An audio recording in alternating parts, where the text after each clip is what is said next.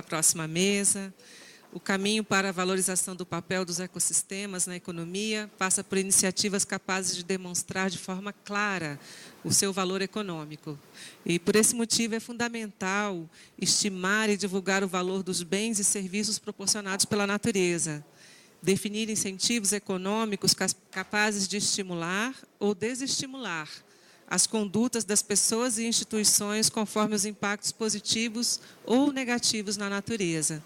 O projeto TIB Regional Local apoiou o tema Integração de Serviços Ecossistêmicos em Políticas de Incentivos Econômicos para a Conservação e Uso Sustentável da Biodiversidade, que é o tema da próxima mesa. Então, nós convidamos o senhor Pedro Gasparinetti, que foi o consultor responsável pela elaboração do documento de sistematização e que apresentará a síntese das aprendizagens e recomendações.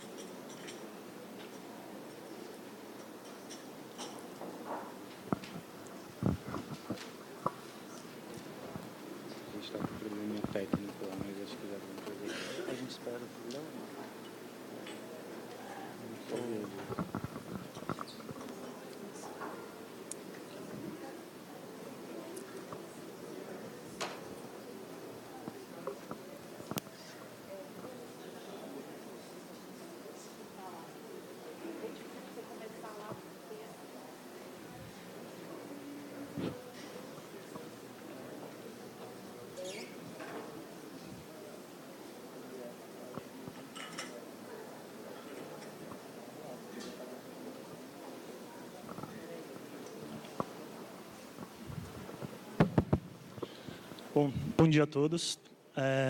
A gente está tendo um pequeno probleminha técnico com a apresentação. Espero que a gente resolva aqui durante a apresentação. Então, eu vou seguir aqui a apresentação da Thaís, fazendo uma breve síntese das 8 iniciativas apoiadas pelo projeto TIB relacionadas a incentivos econômicos. Então, primeiro, o que são incentivos econômicos ou instrumentos econômicos, né? Primeiramente, são iniciativas então relacionadas a um instrumento de gestão, né, gestão ambiental. A gente tem instrumentos de comando e controle, né, que são instrumentos baseados em leis, em monitoramento, em instrumentos coercitivos, e a gente tem também então instrumentos econômicos que são que dependem também, então são complementares a instrumentos de comando e controle. Eles dependem então do monitoramento. Está funcionando esse aqui já? Acho que esse é só o geral, né? Bom, desculpa, eu vou continuar então.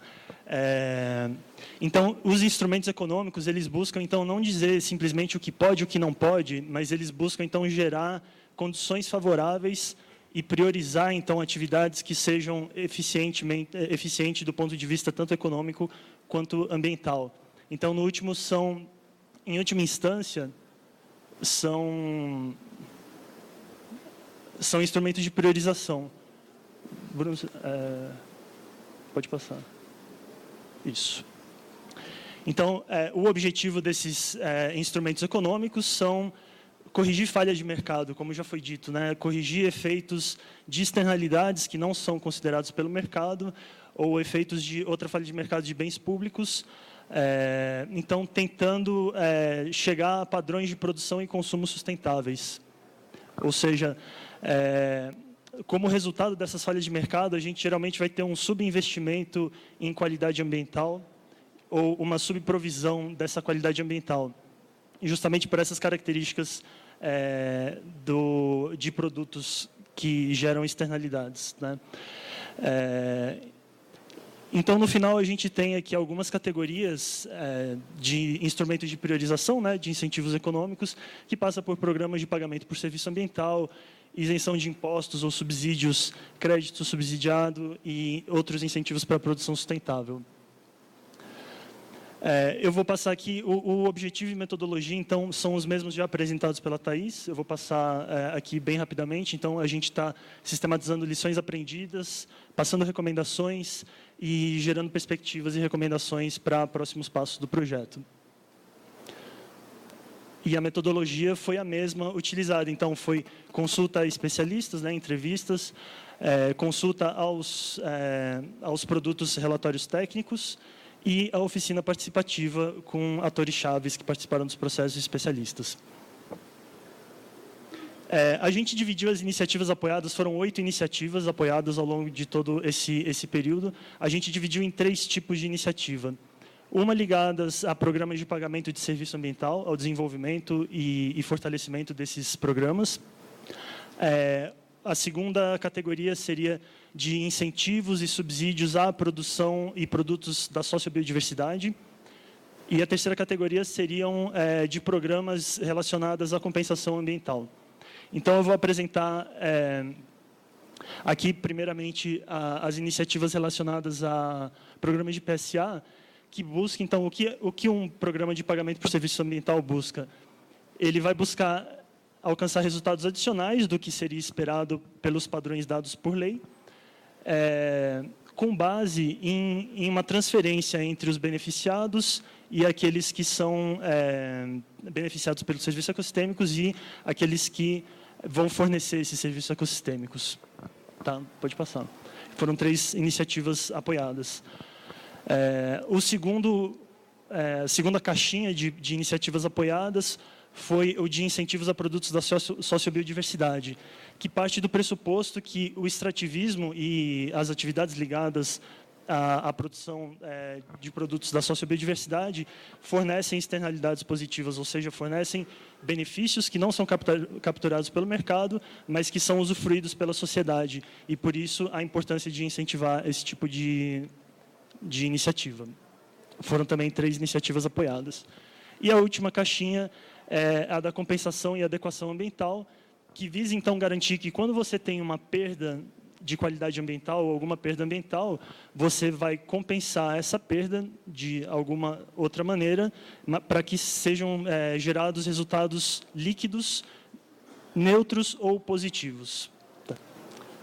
Pode passar. Que foram 2 iniciativas apoiadas. Então, eu vou falar um pouco bem rapidamente assim, sobre cada iniciativa apoiada, o que foi que o projeto TIB, então, aportou. Primeiramente, nas iniciativas relacionadas a programas de PSA, foi desenvolvido, então, um guia para a política pública, né, para formuladores de política pública, para o desenvolvimento de políticas de pagamento por serviço ambiental. Esse guia, então, foi publicado, foi amplamente divulgado e se espera que ele tenha um impacto em termos de capacitação, de capacidade dos gestores e outras pessoas envolvidas, também não só gestores públicos, como empresas, ONGs. É algo que tem realmente um efeito multiplicador muito promissor. O segundo apoio foi o apoio ao Estado do Paraná à criação de um programa, então, de pagamento de serviço ambiental para RPPNs. O TIB, então, apoiou no desenho da estratégia do programa, na identificação de fonte de recursos, na articulação de atores que possam gerar esses recursos, em argumentos sobre os valores econômicos, então, das RPPNs, que não são, que são muitas vezes invisibilizados, né? E, como resultado, foi feita também uma publicação sobre a implementação desse programa. O terceiro programa foi o suporte à política estadual de governança climática e serviços ambientais de Rondônia, que foi um apoio muito focado na articulação entre atores e comunicação. Então, foram feitas 5 consultas públicas, 7 audiências públicas, e que culminou na publicação de lei criando a Política Estadual de Governança Climática e Serviços Ambientais, e o Sistema Estadual de Governança Climática e Serviços Ambientais. Agora, passando para a segunda caixinha de apoio a políticas de incentivo a produtos da sociobiodiversidade, foi feito um estudo para, então, qualificar, né, a PGPMBio como uma política ambiental, social, eficiente, do ponto de vista econômico, ou seja, vale a pena investir nela. E se buscou, então, incluir também um critério ambiental no que já é pago aos extrativistas. Ou seja, falar que vale a pena você, inclusive, dar um adicional, que com isso você vai evitar com que famílias deixem o extrativismo, que é uma atividade sustentável, para fazerem outra atividade menos sustentável. Então, foi desenvolvida uma metodologia de incorporação desses valores de serviço ecossistêmico nos valores pagos pelo governo aos extrativistas. E foi feita essa qualificação para então chegar junto ao Ministério do Meio Ambiente, ao Ministério da Economia e falar, vale a pena o governo desembolsar isso que vai ter retorno social. Dentro ainda dessa caixinha de sociobiodiversidade, foi apoiada a política de aquisição de alimentos do governo do Distrito Federal e foi feita a construção de incentivos para produtores rurais no contexto do PRA do DF. Ou seja, aqueles produtores que estejam em conformidade, que sejam com o PRA, eles vão ter uma participação preferencial nessa política de incentivo de compras de alimentos pelo governo. Foi feita a identificação de fontes financeiras, elaboração de documentos para operacionalização do incentivo. O último da caixinha de sociobiodiversidade foi o apoio ao Programa de Conservação da Sociobiodiversidade do Acre, no contexto do Sistema de Incentivos de Serviços Ambientais, CISA-Acre. Então, foi feita também uma elaboração participativa da proposta do programa. Então, de novo, o TIB trabalha com a articulação de atores e apoio ao processo de comunicação entre eles. Foi feita a moderação, discussões entre os atores chaves, e que também culminou com a publicação da lei que cria o Programa de Incentivos de Serviços Ambientais da Sociobiodiversidade. Agora, a terceira categoria de, então, apoio a políticas públicas relacionadas à adequação ambiental e compensação, foi feita um apoio pontual ao que já vinha sendo desenvolvido pela SEMA-DF, a Secretaria de Meio Ambiente do DF, que já foi comentado aqui, inclusive, com o desenvolvimento de uma metodologia de valoração econômica participativa para a definição das taxas de compensação, ou seja, um mecanismo inteligente que faz com que você, como também já foi comentado, não tenha uma compensação que dependa só do número de árvores, mas sim da área e das características ecológicas da área. Então, aí foram criados então parâmetros que vão criar essa fórmula que você perde qualidade ambiental de um lado, mas você garante que, de outro lado, você ganhe uma característica, qualidade ambiental em termos compatíveis, que é algo que está muito em voga também, a equivalência ecológica ou identidade ecológica também relacionados ao CRA, as cotas de reserva ambiental. Atualmente, isso é algo que está em pauta. Então, isso também culminou com todo esse esforço da SEMA-DF, que foi dado também esse apoio por parte do TIB, na publicação do decreto sobre autorização de supressão de vegetação nativa e compensação florestal. Então, aqui ainda tem mais iniciativas de adequação, que é o Programa de Conversão de Multas Ambientais do IBAMA. O que o TIB, então, apoiou no fornecimento de assessoria técnica para a estruturação do processo de conversão de multas e na comunicação, o apoio à organização e diálogos e materiais de comunicação.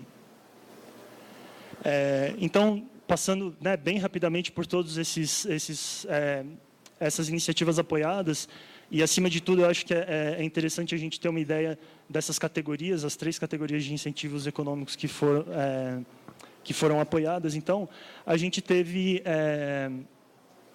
as lições aprendidas de cada grupo. A gente separou, então, em cada grupo algumas lições aprendidas. Primeiro, para a questão de PSA, de Programa de Pagamento de Serviço Ambiental, uma lição aprendida é que não existe uma receita de bolo para você desenvolver um programa de pagamento por serviço ambiental. Cada estado, município ou mesmo país, vão ter características legais muito específicas, vão ter serviços ecossistêmicos apoiados específicos, setores produtivos específicos, que vai gerar, então vai demandar um desenho muito específico sobre as prioridades, sobre o como pagar, sobre o quanto pagar, e isso tudo demanda, então, estudos específicos também, estudos econômicos, para você garantir que esses programas sejam eficientes. Então, uma lição aprendida é, se você só copiar e colar de algum estado ou alguma iniciativa que já aconteça um programa de pagamento por serviço ambiental, não necessariamente ele vai dar certo, não necessariamente ele vai funcionar e vai ser eficiente. Então, trazendo essa importância de realmente você ter estudos para você traduzir para um contexto específico, né?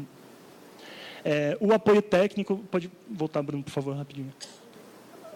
O apoio técnico, então, foi muito importante nesse sentido, né? O apoio do time econômico, de especialistas em economia, especialistas em questões jurídicas e ambientais. E os marcos legais e regulatórios são extremamente importantes, porém, eles não são a única coisa que fica, né? Além de quando você tem uma proposta, você passa pelo processo de capacitação de todas as pessoas, de articulação, e caso o momento político não seja favorável, quando você tem pelo menos uma minuta de decreto, uma proposta, ela pode ser, então, também guardada, né? Todo esse esforço pode ser guardado para que, então, em um momento mais favorável, essas propostas sejam aprovadas. Então, outra coisa super importante foi, em todos os estados, em todas as iniciativas, foi aproveitar estruturas de governança já existentes, ou seja, grupo de trabalhos, grupos de discussão que já estejam discutindo questões semelhantes, né? Você pode incluir, então, a questão do PSA. Aproveitar rubricas de orçamento já existentes para implementar o mecanismo de financiamento, isso também foi um diferencial. Muitas vezes não é uma rubrica criada especificamente para um programa de PSA, mas às vezes existe uma outra rubrica que pode ser utilizada, também foi um fator muito relevante para o sucesso dos programas. E sobre a sustentabilidade financeira, que é outro ponto muito importante, existe já algum consenso de que um programa financiado puramente pelo governo, ou puramente pelo setor privado, vai gerar muitos desafios. Puramente pelo governo fica muito sujeito a contingenciamento de orçamento, ou seja, o programa pode minguar, o que vai prejudicar, então, todo o esforço. E, puramente privado, muitas vezes o setor privado não tem incentivos e quer também ter um pouco da participação do governo para compartilhar os riscos. Dentro, então, da outra iniciativa, do outro grupo de iniciativas de compensação ambiental, lições aprendidas, métodos participativos de valoração podem ser muito relevantes e têm um grande potencial de ser replicados, como foi o caso que foi feito aqui no Distrito Federal, em que você junta uma série de especialistas para discutir um assunto específico, aqui no caso foi a equivalência ecológica, você tem um potencial de replicabilidade interessante.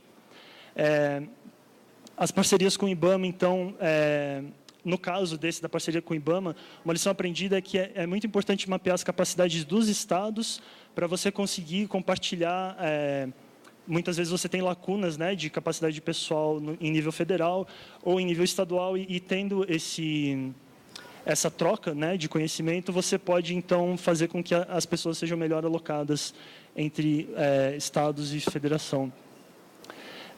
E outra questão que veio interessante foi o desejo, isso que veio principalmente do MMA, de talvez ter apoiado o projeto de compensação de multas ambientais do IBAMA mais cedo, se tivesse sido feito talvez um mapeamento e um planejamento estratégico e ser identificado isso desde antes, foi uma lição aprendida, que se isso tivesse sido feito, talvez o apoio tivesse sido ainda mais eficiente.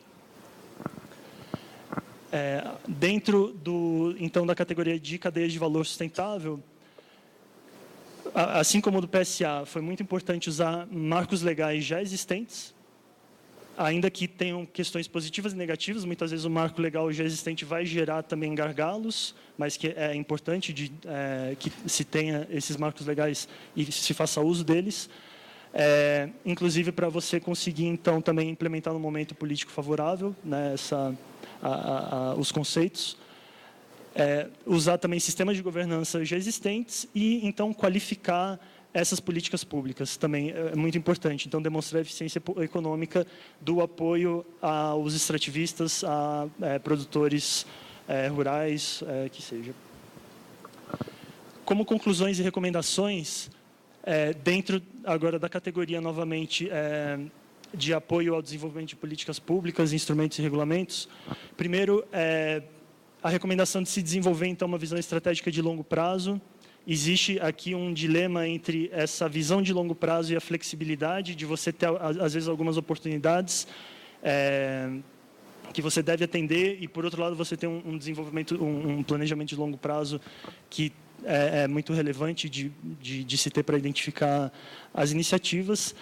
mas que isso vai gerar, então, uma replicação, um potencial de maior replicação e maior sinergia entre as iniciativas.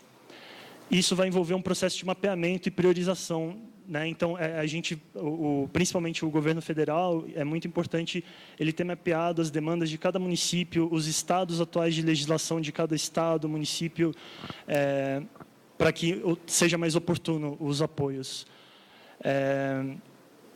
Os marcos legais, então, são uma oportunidade muito importante para solidificar o conhecimento e, novamente, aproveitar os sistemas de governança já existentes, fortalecer eles e não diminuir eles, né?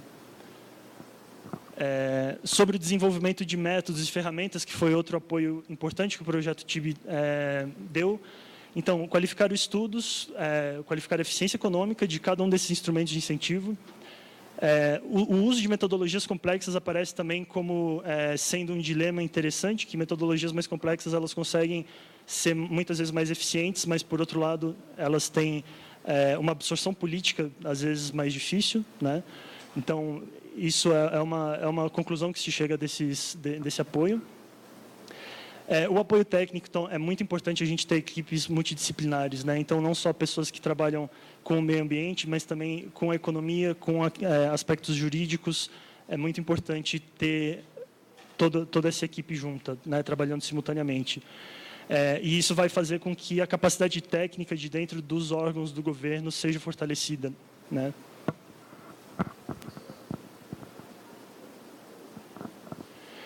Sobre a capacitação e sensibilização, que, como também já foi dito, é um processo super importante de ser feito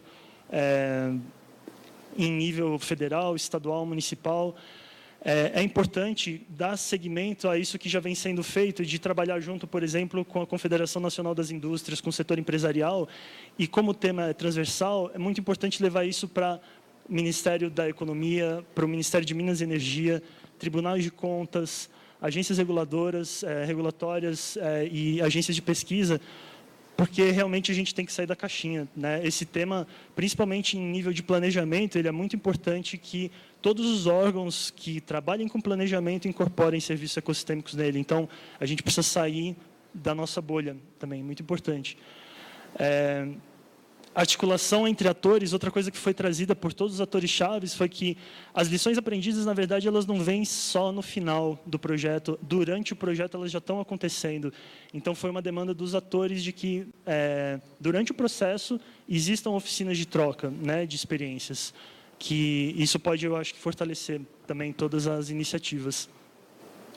E aqui também a importância das parcerias entre iniciativas federais e órgãos estaduais para aproveitar e distribuir as estruturas e capacidades. Tá? Bom, então, com isso, foi uma rápida síntese, né, que eu busquei dar aqui, aproveitando. Eu realmente espero que, então, o projeto TIB, ainda que ele não vá continuar, ele gere frutos, e para a gente conseguir, então, seguir cuidando do nosso capital natural e gerando os benefícios que ele traz para a sociedade, que muitas vezes são invisíveis, mas que o projeto TIB tem apoiado tão bem fazer essa tradução, muitas vezes, né, de o que é importante, de fato, para a gente. Obrigado. Obrigada, Pedro. Então, nós convidamos o Pedro a tomar assento à mesa e convidamos o Bruno Filizola, assessor técnico da GIZ, para moderar a próxima mesa de debates. Também o senhor Nicolas Kaminski, coordenador de pagamento por serviços ambientais da Secretaria de Desenvolvimento Sustentável e Turismo do Estado do Paraná. O senhor Mauro Pires, analista ambiental do Instituto Chico Mendes de Conservação e Biodiversidade, o ICMBio. E o senhor Peter May, professor da Universidade Federal do Rio de Janeiro e da Universidade Federal Rural do Rio de Janeiro.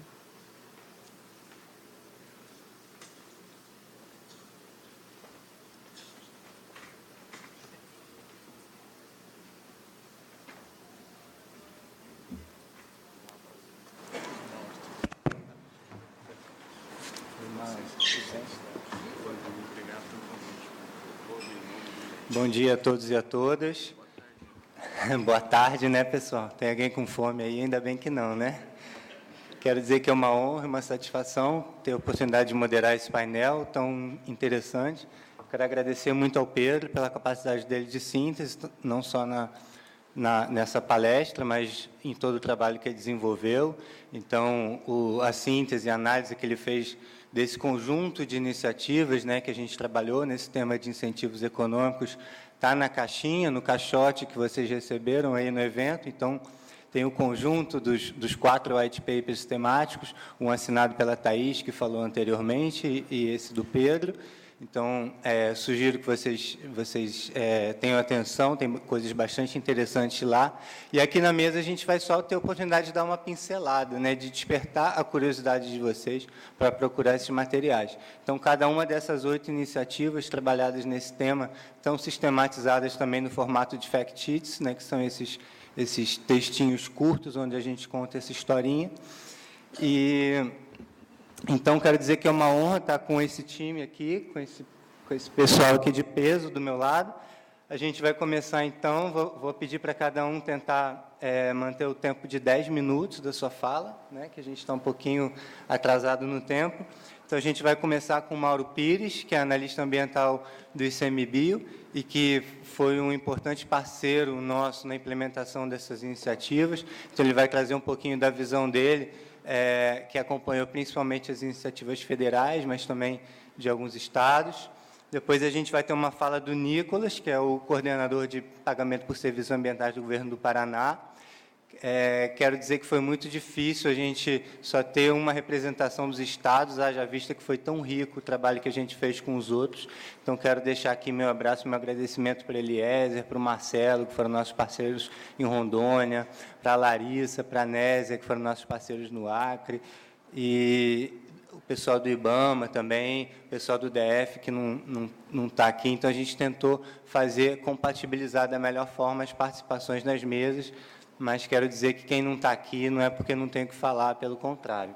Tá bom? Então, por fim, o Peter May vai trazer um pouco a visão dele. A gente tem aqui um dos maiores especialistas do Brasil, do mundo, nesse tema de instrumentos econômicos. Então, a gente vai fechar com a fala do Peter. Tudo bem?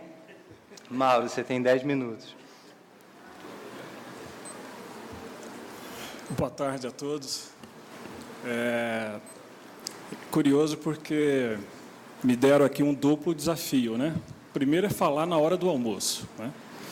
E o segundo, que quando a gente foi convidado, disseram o seguinte: olha, vocês têm ali 30 minutos, se necessário 40, né? Aí, no início da semana, disseram, não, 20 minutos, né? Acho que é suficiente. Aí, ontem, recebi uma mensagem que era 15. E agora, desculpa, que são 10, né? Então, eu vou me valer do que os colegas aqui já comentaram, né? Primeiro, agradecer aqui aos organizadores, né, a cooperação alemã e também a cooperação portuguesa, né? Tem um representante da cooperação portuguesa aqui, dominando o projeto. Agradecer a todos. Eu estou nessa exposição aqui porque, até janeiro, eu era diretor, né, do Departamento de Extrativismo do Ministério, trabalhava junto com o Daniel, que está ali, mas o nosso departamento foi extinto nessa reforma. O departamento é quem fazia a interlocução da política ambiental com os povos e comunidades tradicionais. E, nesse escopo, nós pedimos o apoio do projeto TIB para tratar de uma temática que tem tudo a ver, e é por isso que nós estamos aqui, que é a valoração dos serviços ecossistêmicos realizados, né, serviços ambientais realizados por povos e comunidades tradicionais, cuja finalidade garante os serviços ecossistêmicos. Eram várias iniciativas, várias políticas, mas ela se concretizou na colaboração com o projeto numa frente que achamos muito importante, que é a PGPM-Bio, Política de Garantia dos Preços Mínimos para os Produtos da Sociobiodiversidade. Vocês lembram que a Ana Euler, né, no finalzinho ali da exposição dela, ela diz como é que é importante essa PGPM-Bio para aquelas comunidades extrativistas, nesse caso, né, do açaí. A PGPM-Bio, de fato, é isso, ela é um subsídio, ela se converte, então, numa subvenção dada às famílias extrativistas que trabalham com os produtos da sociobiodiversidade. Ela começou com 6, 7, 8 produtos e hoje está com 17 produtos. Quem operacionaliza a PGPM-Bio é a CONAB, a representação da CONAB estava até pouco tempo aqui. mas ela tem um limitante, quer dizer, ela garante o preço mínimo, mas é aquele preço associado ao valor da produção, tipicamente, né? Quanto é que a família gasta para alcançar ou melhor, quanto que ela gasta para ofertar o seu produto. Então, é o preço mínimo, e o nosso desafio era o seguinte: ok, tem o preço mínimo, que é o custo de produção, mas como esses produtos, e por trás dos produtos, tem o trabalho das comunidades tradicionais, que garantem a conservação da floresta, nós precisamos valorar, né? Precisamos valorar qual é, de fato, essa contribuição para os serviços ecossistêmicos. Então, o projeto Tibia prontamente aceitou esse desafio e foi feito um estudo, né? E os principais resultados, né, do estudo já foram apresentados aqui pelo Pedro. Foi feita uma análise apenas de 3 produtos, entre eles o açaí, o babaçu. O babaçu é um produto bastante, digamos assim, beneficiado, né, pela PGPMBio, e também a borracha, né, o látex. E esse estudo, de fato, apresentou ali que faz sentido, sim, né, alcançar um preço acima do preço mínimo para beneficiar a realização do serviço ambiental pelas comunidades.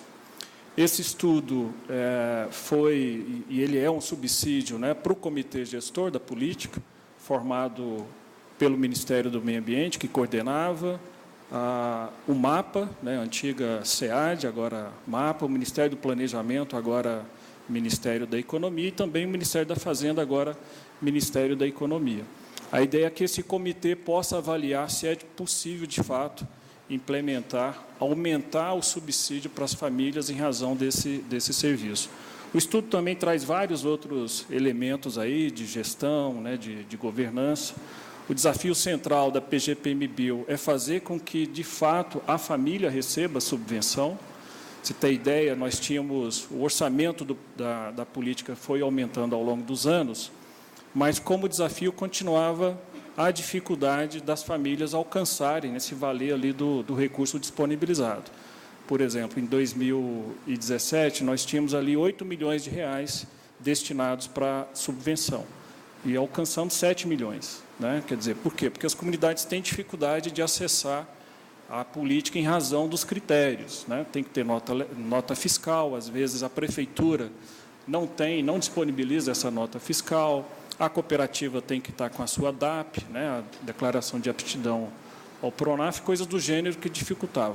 Mas, de qualquer forma, como instrumento de valoração do serviço ambiental, a PGPMBio tem um impacto muito, muito interessante, e a ideia era que esse impacto fosse ampliado com o aumento da subvenção. Né? Então, isso está sob análise do governo. Uma outra frente também que eu acho importante era o programa Bolsa Verde. Bolsa Verde funcionou entre 2011 e 2017, que na prática também se traduzia num benefício a cada 3 meses para aquelas famílias que realizavam a conservação ambiental em unidades de conservação, também em assentamentos, e áreas sob domínio da SPU, né, as áreas de várzea, e também, né, na área litorânea do Brasil, com o compromisso de que, ao receber esse benefício monetário, a comunidade promovesse a conservação ambiental. Dos resultados dessa iniciativa, nós vimos que, de fato, faz sentido, sim, você continuar com esse benefício monetário. Nós vimos que, nas áreas onde o programa atuou, o desmatamento, sobretudo na Amazônia, caiu, né, expressivamente. Nós vimos que as comunidades se engajavam em iniciativas de conservação ambiental, algumas dessas iniciativas feitas por elas próprias, né, quer dizer, espontâneas. Então, quer dizer, isso mostra, para nós ficou claro que o programa tem um impacto, né, na conservação dos recursos naturais e, portanto, garantindo os serviços ecossistêmicos. Uma outra iniciativa, muito rapidamente, é o CISA. Né? Na verdade, quem devia falar a respeito dele é a representação do Acre, mas me foi pedido para comentar. O CISA é um sistema, né, de incentivo aos serviços ambientais do Estado do Acre. Já vem funcionando, se não me engano, há quase 10 anos, né, 2008 para cá. E ele também é um programa de pagamento por serviço ambiental e que estava interessado em incorporar a valoração ecossistêmica associada às cadeias da sociobiodiversidade. Então, para isso, com o apoio do projeto TIB, foram feitos estudos, foram feitos debates, né, inclusive audiências públicas mesmo para discutir esse mecanismo, e no fim do ano isso foi convertido em lei. Portanto, hoje é possível, né, que dentro do mecanismo de pagamento por serviço ambiental do Estado haja algum benefício em relação a aquelas comunidades que realizam a conservação por meio, né, dos produtos da sociobiodiversidade. Esse conceito de sociobiodiversidade, né, inclusive, surgiu dentro, né, do antigo departamento de extrativismo. O Bruno, naquela época, trabalhava por lá e ele foi a pessoa que ajudou a sistematizar esse conceito, que, na prática, quer dizer que são aqueles produtos provenientes do uso e da produção, né, feito por comunidades tradicionais. Eu gostaria de aproveitar os últimos minutos aqui para apresentar a minha avaliação sobre o apoio que esse projeto deu. Na verdade, essa avaliação ela vai apenas ressaltar alguns pontos colocados. O primeiro, que é o seguinte, nós temos que sair da nossa zona de conforto, do nosso público. Falamos muito uma linguagem técnica, certa medida tecnocrática, falamos muito termos difíceis de serem repassados para a população, então nós temos que quebrar isso. Quer dizer, talvez o cenário em que vivemos hoje, quer dizer, demonstra mais ainda a necessidade de ampliarmos a aliança, né, desse segmento da política ambiental com a população de modo geral, sobretudo com o setor empresarial, né? No nosso caso, por exemplo, o setor agropecuário, do agronegócio. Quer dizer, a gente tem que aproximá-los para mostrar que os serviços ecossistêmicos são essenciais para a continuidade da sua atividade econômica, né? Quer dizer, se a gente não romper esse paradigma de que conservação ambiental é um problema, é um limite, muito provavelmente nós veremos, e estamos já assistindo em alguns casos, né, a erosão genética. A Ana Euler falava lá do açaí, quer dizer, um produto que vem do extrativismo, agora, em razão do preço, ele acaba se transformando quase que numa commodity e levando à erosão genética em algumas áreas, né, de várzea, etc. Então, primeiro recado que eu acho importante é esse: vamos ampliar o nosso debate com segmentos diferentes. Para isso, temos também que investir em comunicação. Aliás, outro tema aqui, né, discutido já ao longo do dia, né? Quer dizer, o Rodrigo falava isso na abertura, os outros colegas também falavam da importância da comunicação. Acho que ela é um instrumento e cada vez isso vai ficando mais necessário, porque é uma forma da gente, né, realmente apresentar em termos concretos na vida do cidadão o que significa, o que são os serviços ecossistêmicos e por que eles necessitam desse serviço. Um desafio nesse aspecto é comunicar com o público urbano, né? A maior parte da população está no centro urbano. E o que tem a ver, portanto, a população urbana com serviços ecossistêmicos?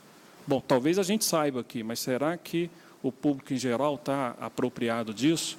A Silva comentava aqui sobre o tema da água, né, no Distrito Federal. Então, acho que essa é uma boa experiência. E nos outros casos, quais os outros recursos? Né? A floresta, o ciclo, né, o ciclo hidrológico por aí, quer dizer, a própria biodiversidade. Lembrando, por exemplo, o caso que a gente está acompanhando aí do problema da polinização, né, na própria agricultura, né, em razão da diminuição, né, das abelhas, em razão dos agrotóxicos, né, que cada vez mais vem se expandindo sem levar em conta os serviços ecossistêmicos necessários para a continuidade da atividade agropecuária.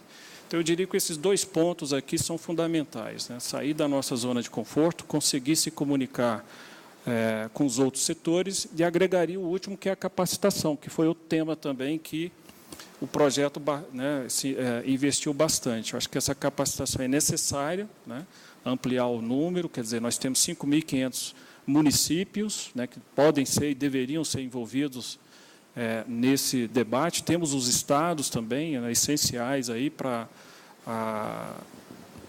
assimilar e traduzir em política pública a importância desses serviços ambientais, como também os estudos técnicos. Para a gente fazer essa capacitação e melhorar a nossa comunicação, precisamos também fazer os estudos que considerem, né, levantem essas informações, procurem levantar, portanto, procurem demonstrar a importância da manutenção desses serviços ecossistêmicos. Eu acho que eu quase que concluí no tempo. Tá? Muito obrigado.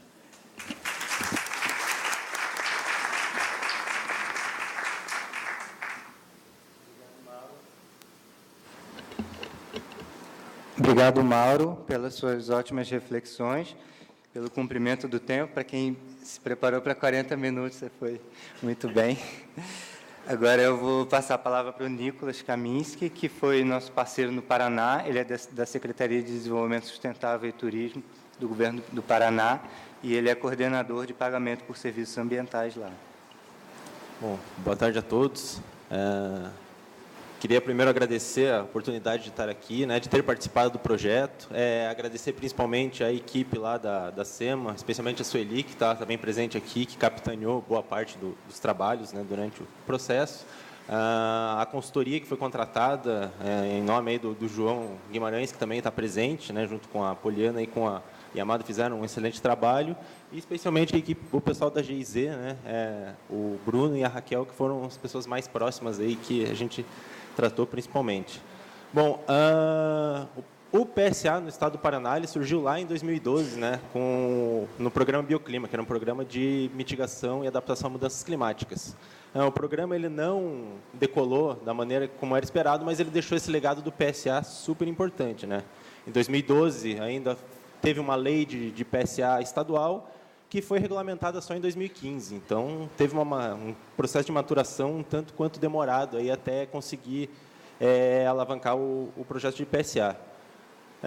Esse período entre 2012 e 2015 teve esse processo. Em 2018, a gente conseguiu publicar o primeiro edital de pagamento por serviços ambientais para as RPPNs. Né?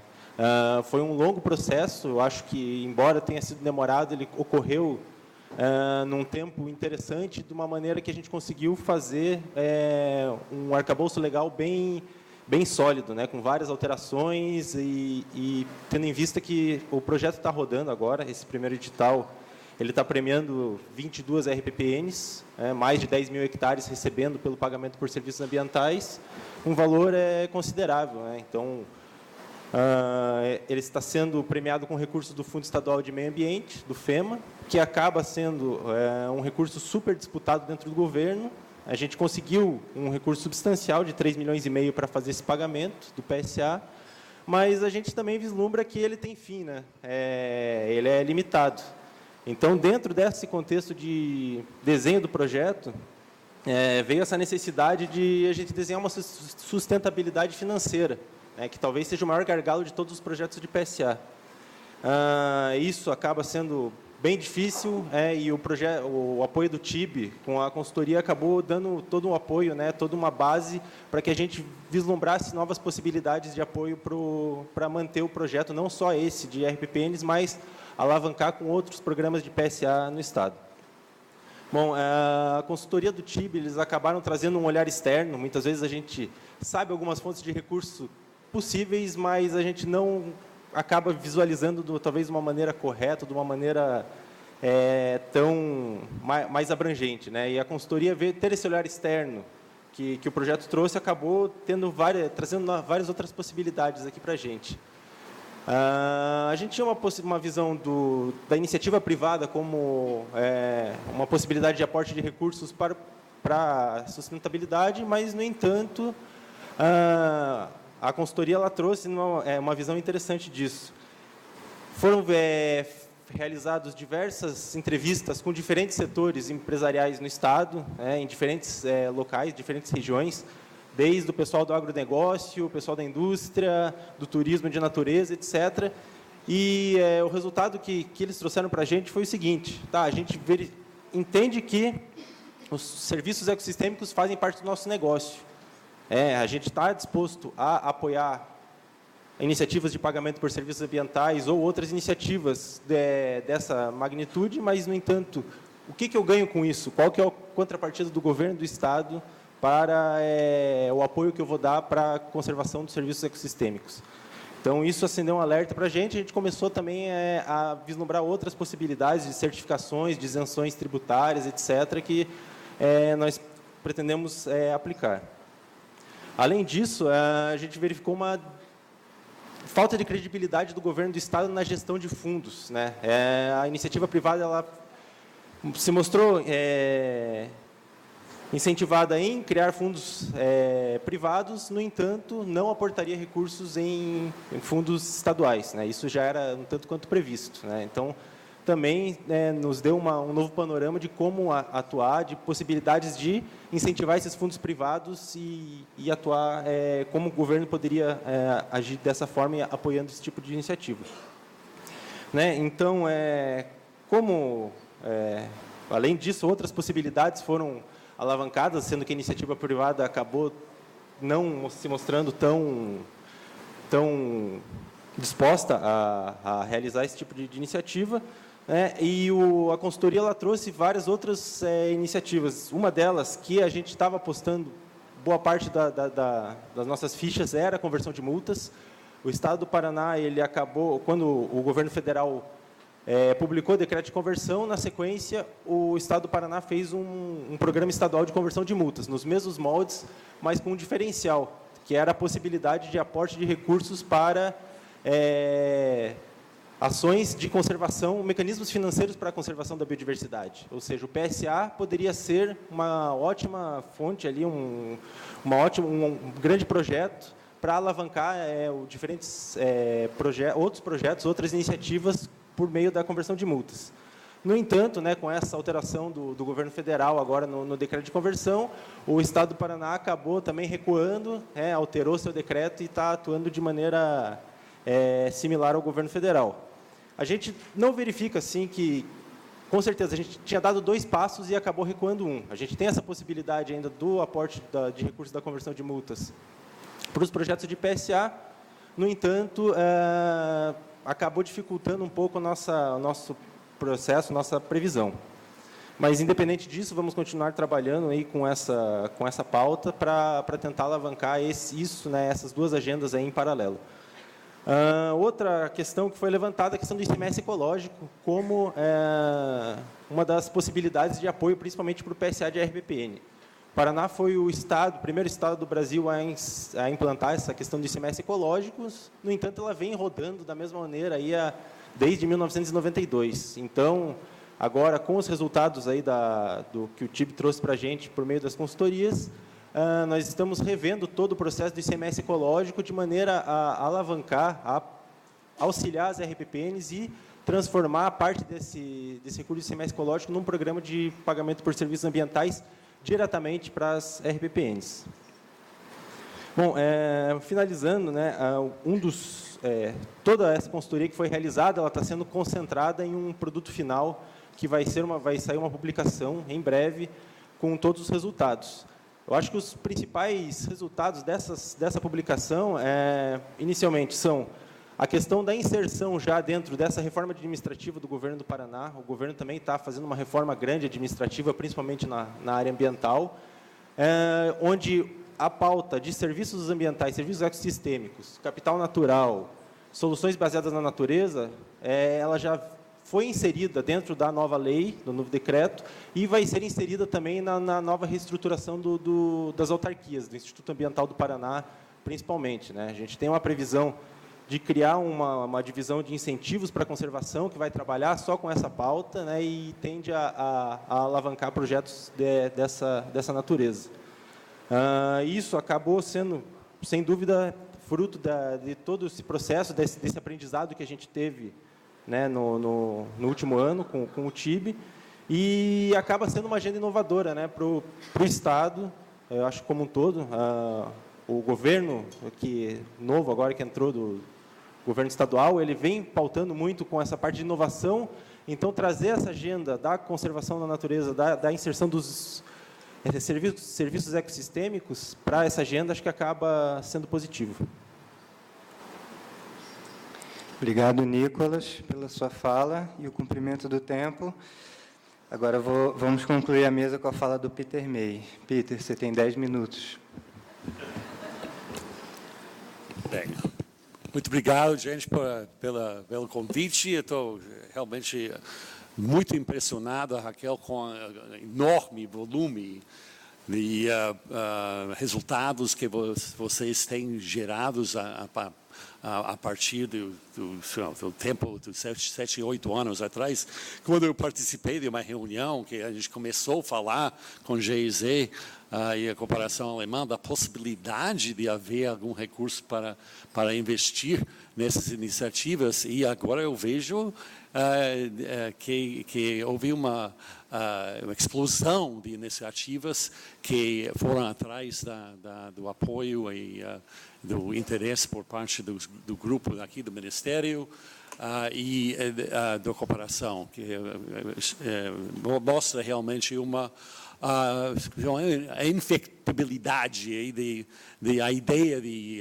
incentivos para a conservação de serviços ecossistêmicos entre todas as classes da sociedade, particularmente dos governos municipais que estão hoje em dia propondo ou mostrando interesse ou dizendo para a IBGE, para o Munique, uns poucos, acho que o único último ano que foi realizado a amostragem Munique, foi mais de 1000 municípios que disseram que eles já iniciaram algum tipo de atividade voltada para pagamento para serviços ecossistêmicos. Como definido não ficou tão claro, mas é evidente que há pelo menos o conhecimento do instrumento e a atração desse instrumento, entre outros, tem sido bastante difundido. Então, a gente pode perceber que a influência de programas como esse e a própria experiência, a história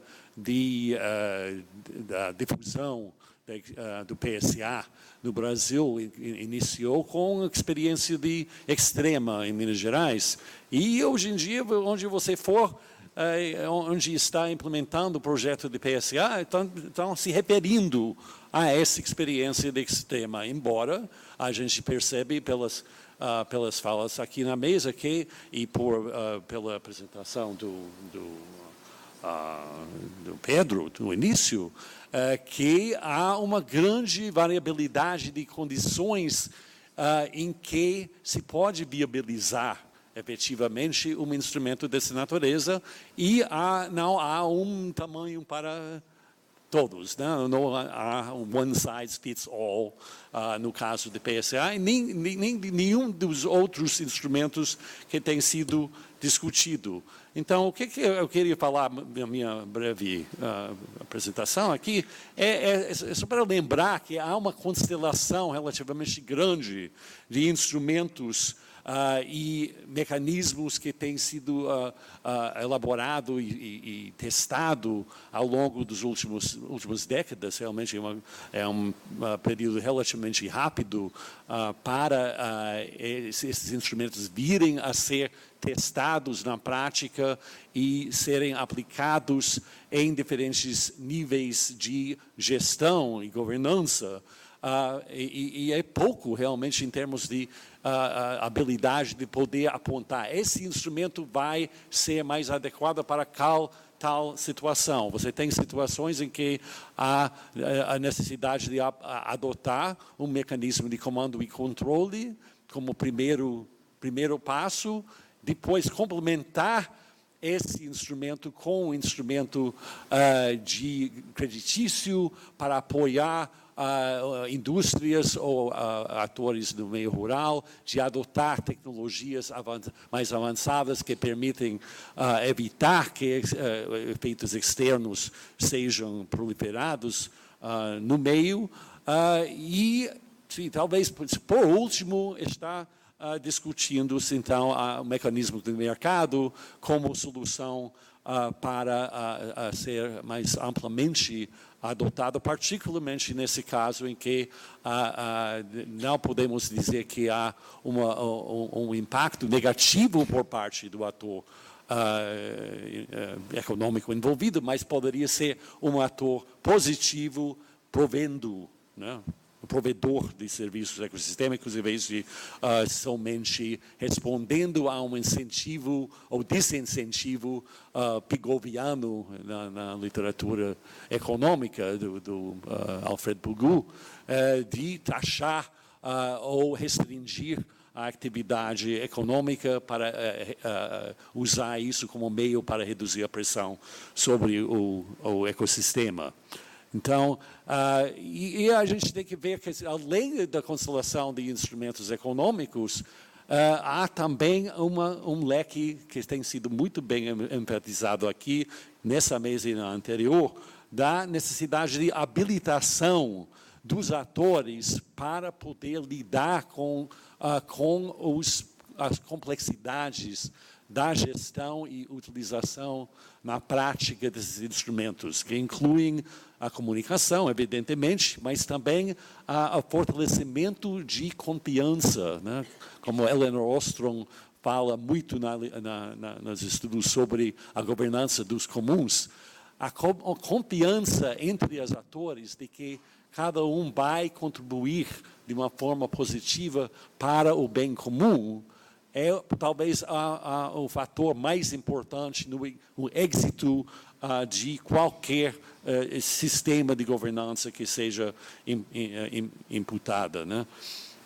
Então, nós temos a capacitação, empoderamento dos atores, como vem sido realizado pelo ICMBio nesses projetos junto com o governo do Acre e os serigueiros e grupos indígenas.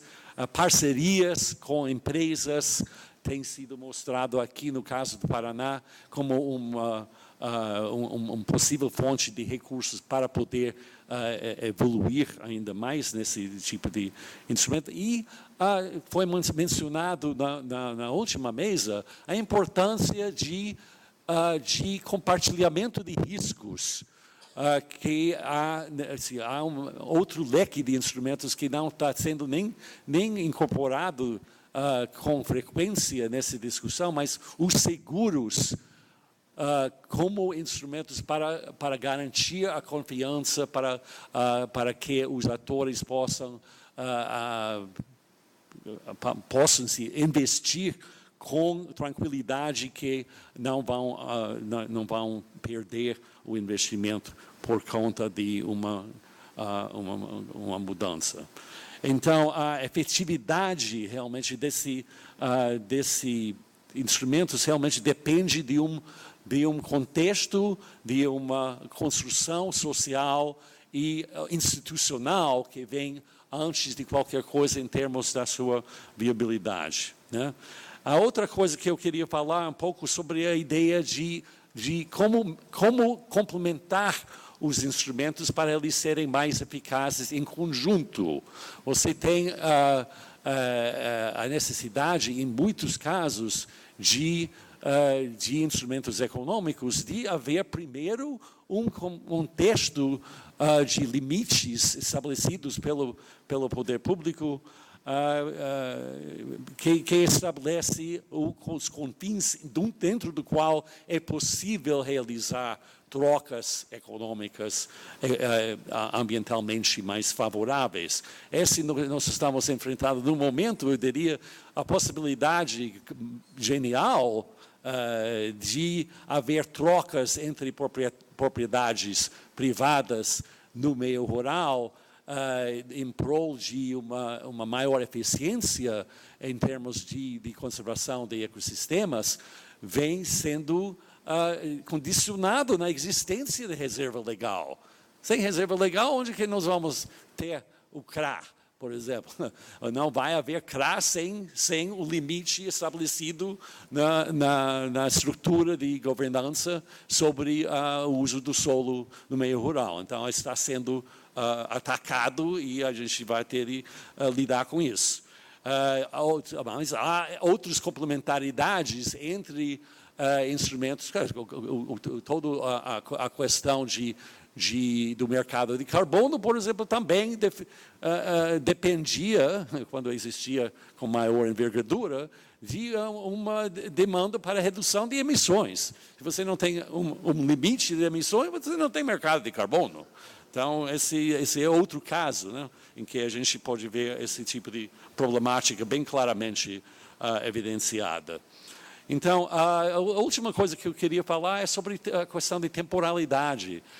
Esses 7 anos que foram realizados, essas infinidade de iniciativas, é pouco, né? Como foi falado pela representante do Distrito Federal na última mesa, há necessidade de continuidade, de manter esse tipo de esforço de longo prazo. Esse tipo de iniciativa que requer uma constelação de atividades, de complementos e reforço a habilidades e a governança, requer tempo de evoluir. Então, sem um horizonte maior para essas iniciativas germinar e amadurecer e dar fruto, a gente vai ser muito restrito e vamos ver iniciativas, como tem ocorrido em muitos casos com PSA, em Espírito Santo, você teve várias iniciativas super dinâmicas por parte do governo estadual, que iniciou, aí diz, não estamos felizes com a forma que está se evoluindo, então vamos retirar o apoio. Aí os produtores que estavam envolvidos sentiram realmente abandonados e desistiram das práticas que foram promovidas. Então, há a necessidade de manter um aporte de recursos de apoio para os sistemas de pagamento para serviços ecossistêmicos é um fator muito importante a ser considerado, e a manutenção desse tipo de iniciativa de longo prazo para poder disseminar e fortalecer a capacidade dentro de todas as diferentes camadas de governança no Brasil. Muito obrigado.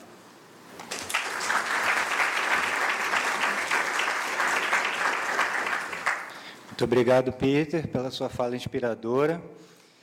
Então, a gente conclui essa etapa e vamos rapidamente abrir para a plateia. A gente pode abrir 3 inscrições? Pode ser?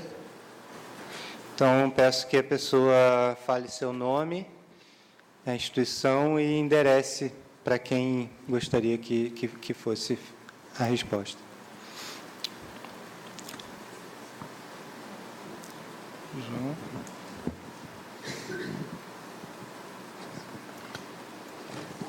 Desculpa. Não vi que tinha uma armadilha aqui. Desculpa. Bom dia e parabéns pelo evento, primeiro, para o Bruno, que eu conversei várias vezes, mas não conhecia pessoalmente ainda, mas para todo o Projeto TIB.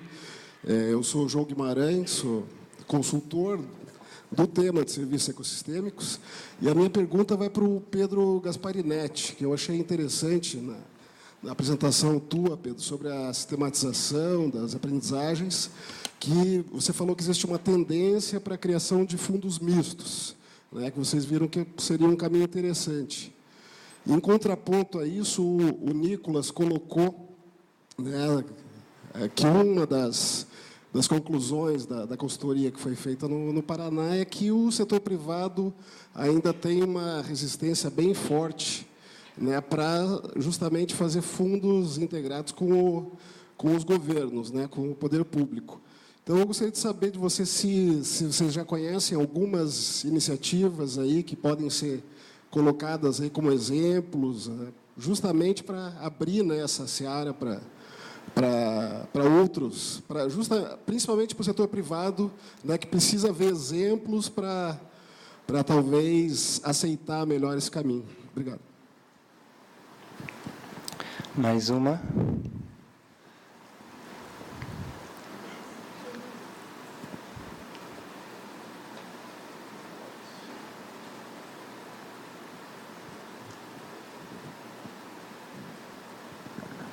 Mauro, o que precisa superar para que o programa de preços mínimos da sociobiodiversidade alcança um volume massivo, para que tenha um impacto regional?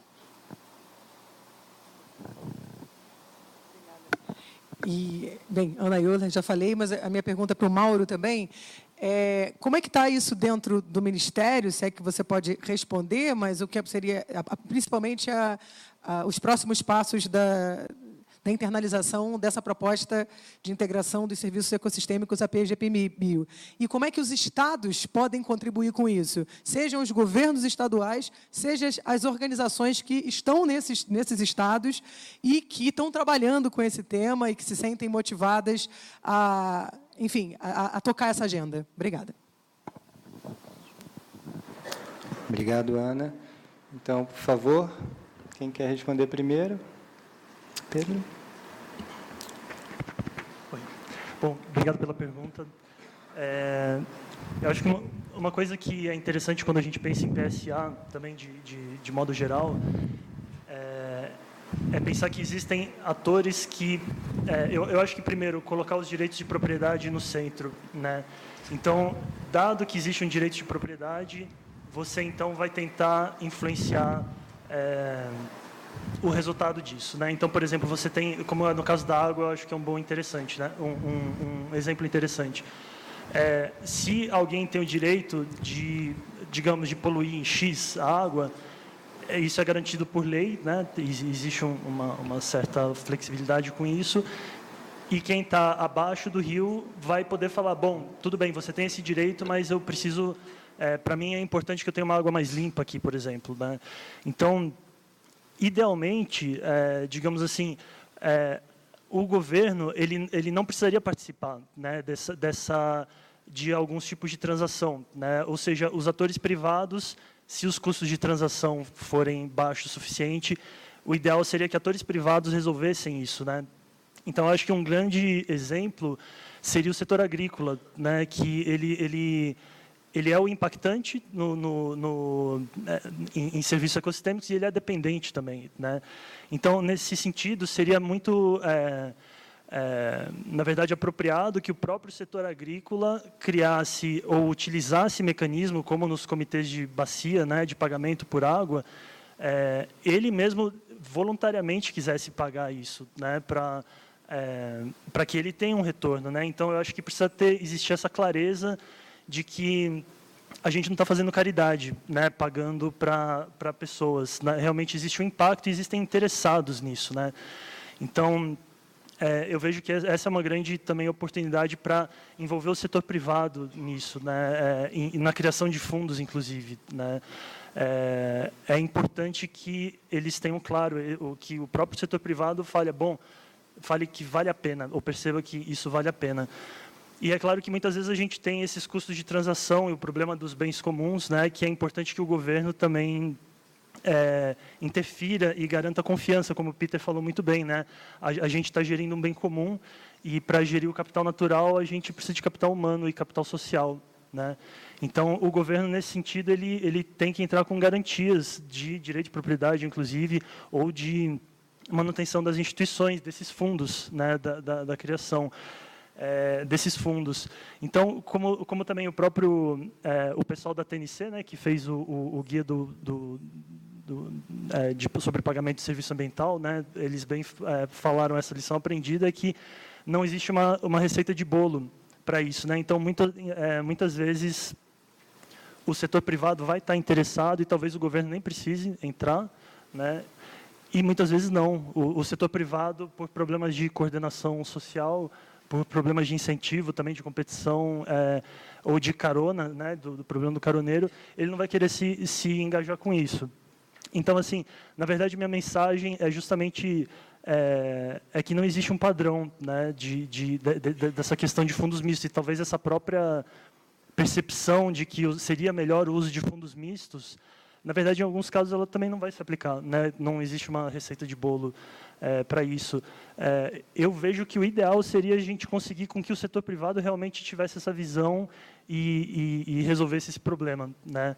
Mas muitas vezes, então, não se consegue, e por isso é importante a presença do governo também. Então, eu acho que o Mauro ligou ali o microfone, ele até queria falar alguma coisa também sobre o tema. Depois. Não, mas então é isso. Eu acho minha resposta aqui realmente, eu acho que a gente pode encontrar casos dos dois lados e realmente não existe um certo e errado nesse sentido. Bom, para responder a pergunta do professor Joe e da Ana Euler, Joe, em relação a o que é necessário, né, para aumentar o impacto da PGPM-BIL, eu diria que são, no mínimo, duas frentes. Uma é facilitar o acesso das comunidades, das cooperativas, associações e até mesmo da família extrativista ao recurso já existente. Como eu disse, quer dizer, hoje nós temos um orçamento maior do que o acesso, né? Tem sobrado dinheiro ao longo desses anos.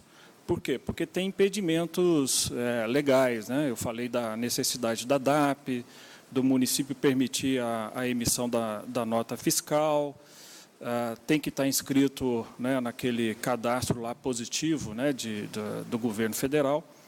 Nesse aspecto, aí já respondo um pouco o que a Ana comentou, quer dizer, os estados, né, os órgãos de assistência técnica e até mesmo as ONGs podem ajudar as comunidades a superar esses desafios, né?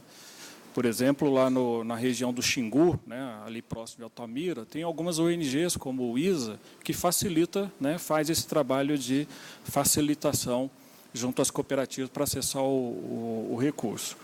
O outro desafio, logo em seguida, é também aumentar o orçamento. Quer dizer, se a gente vai ampliar a demanda, se a gente quer incorporar o serviço ecossistêmico, também teremos que batalhar por recurso, né, dentro do orçamento. Esse dinheiro ele provém, né, de uma linha, né, de subvenção administrada aí pelo Ministério da Fazenda, né, Ministério da Economia. A terceira coisa que eu diria é a necessidade também de aprofundar os estudos. O que nós fizemos foi um trabalho baseado em 3 produtos, né, por meio de amostra. Hoje nós estamos já com 17 produtos na PGPM-BIL. Então, a gente precisaria ampliar, né, esse estudo, fazer novos, inclusive, porque os produtos também têm uma variação regional, né, tem uma variação também de safra, de período, etc. Então, eu diria que é fundamental a gente continuar esse esforço de sistematização. Por isso que uma das recomendações é a continuidade dos estudos técnicos para melhorar a valoração, melhorar o acesso das comunidades e serem beneficiadas pelo serviço ambiental prestado. Em relação ao que pode ser feito, Anne, pelos estados, por exemplo, eu acho que além de melhorar a assistência técnica, de fazer esse investimento, é possível também que os estados criem os seus programas, né, de subvenção, de subsídio. O Acre tem, né, um programa já de alguns anos, né, na verdade de 2 décadas, de subsídio para borracha. O estado do Amazonas também tem um programa nessa mesma direção.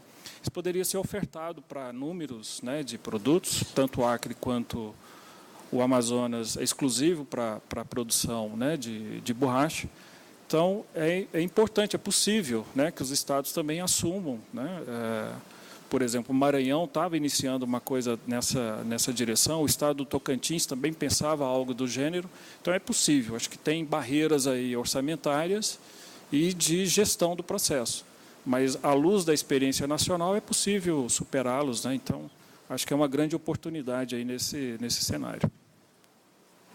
Muito obrigado, Mauro. Então, encerramos essa etapa da discussão sobre a consideração dos serviços ecossistêmicos nas políticas de incentivos. A gente encerra aqui a parte das políticas do projeto TIB. À tarde, a gente vai falar sobre contabilidade ambiental e a atuação empresarial. Quero agradecer muito pelos membros aqui da mesa, Mauro, Peter, Nicolas, Pedro, pelas falas de vocês, que foram preparadas, para um tempo tão curto.